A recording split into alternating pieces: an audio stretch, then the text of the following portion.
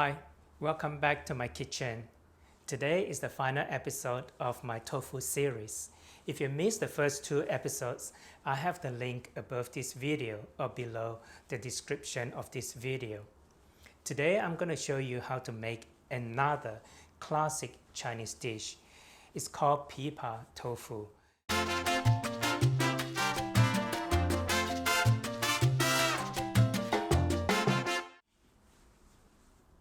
These are the ingredients I'm using for the dish today. I have dried shiitake mushrooms soaked in hot water, about 1 tablespoon of dried shrimps also soaked in hot water, water chestnuts that comes from the can, some salt, white pepper, 1 egg, raw sugar. This is tofu. This tofu is much firmer than the tofu that I used last week in the second episode. On a scale of 4, it's 3 out of 4. I have already finely chopped 2 spring onions here and 2 coriander stalks. They need to be finely chopped. For garnishing, I'm using spring onions. This is finely sliced. I have some coriander leaves for garnishing. I have thinly sliced fresh ginger, some prawns, broccoli, tapioca starch. The sauce, I'm using Chinese cooking wine, light soy, dark soy, oyster sauce, and sesame oil. The water chestnut needs to be chopped up very finely. This adds a bit of crunch to the tofu. It also adds a bit of sweetness to the tofu. Next, the dried shrimps. I have rinsed these dried shrimps and also squeezed out all the water and make it as dry as possible. The dried shrimps needs to be chopped very finely as well. You finely chop the mushroom. So with the prawn, we want to cut it up very fine.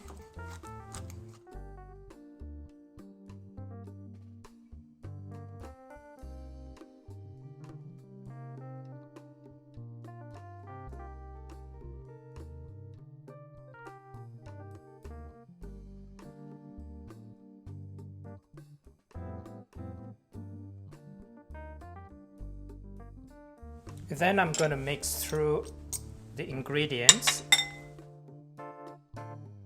Remove the tofu from the packet and drain the water. With the tofu, we want to wrap it with kitchen paper towel to try and soak as much liquid out of the tofu before using the tofu. Just place something heavy on top of the tofu. You can see it's quite dry now. What we want to do next is to mash up the tofu. Just break it up using your hands. With a fork, try and press it in to smash it up even further. Next thing I want to do is to combine all these other ingredients into the tofu. And with the tapioca starch, if it's not enough, I'm going to add another more. This is 1 tablespoon of tapioca starch here. So now combine all the ingredients together. I'm going to add a bit more of the tapioca flour. Okay, it looks much better now.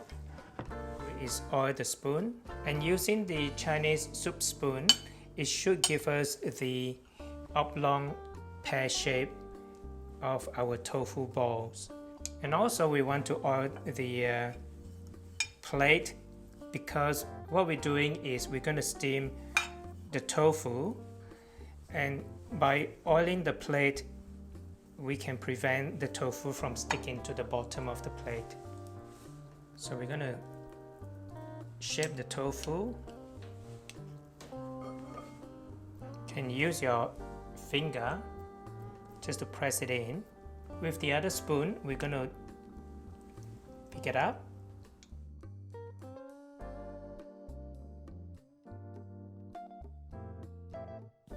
If you're wondering what a pipa looks like, that Chinese classical instrument, and you haven't looked it up on the internet, I found this on the internet, so this is how it looks like.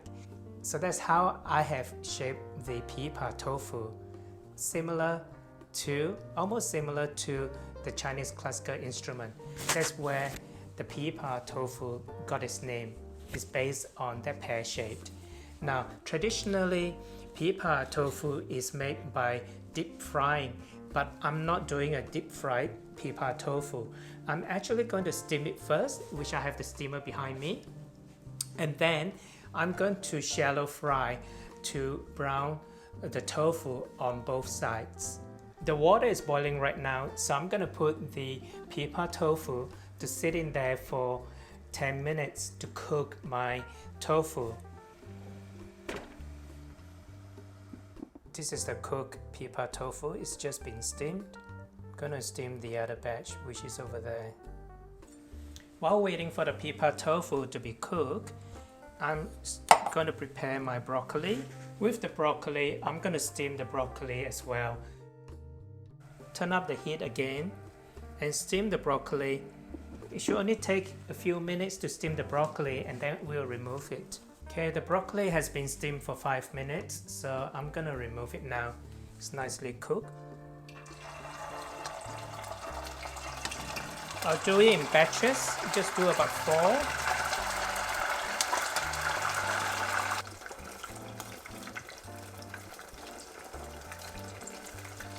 Place it on a kitchen paper towel just to drain the excess oil. I've finished my Pipa tofu. First steam to cook the Pipa tofu, and then shallow fry to brown and to make the outside a little bit crunchy, and yet it's still soft on the inside. To make the sauce for my Pipa tofu, I'm going to use 1 tablespoon of oyster sauce, 1 tablespoon of light soy, and half a tablespoon of dark soy, half tablespoon of sugar, and also just a little bit of white pepper. Toss in the ginger. Next, we want to add the mushroom. Add the sauce and add the water from the mushroom. Thicken the sauce by adding a bit of cornstarch water.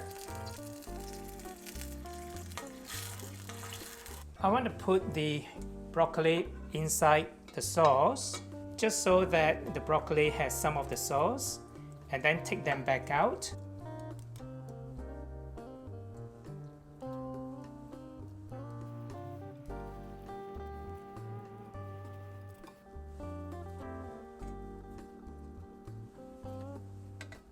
And the sauce around it.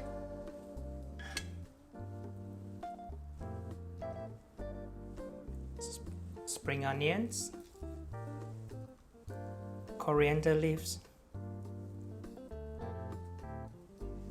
So that's my Pipa tofu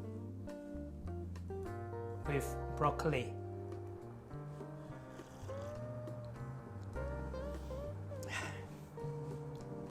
Nothing beats a cup of Chinese tea at the end of a Chinese meal. I hope you enjoy watching the show today and are excited to try out the new recipe. Pipa tofu is a classic Chinese dish, very difficult to find in the menu at the Chinese restaurants these days, but you know how to make it now.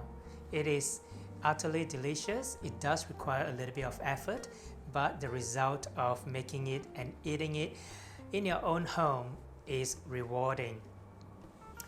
If you enjoy watching the show today, please remember to subscribe. If you are new to my YouTube channel, it is free to subscribe. Until then, I'll see you next week. Happy cooking. Ciao.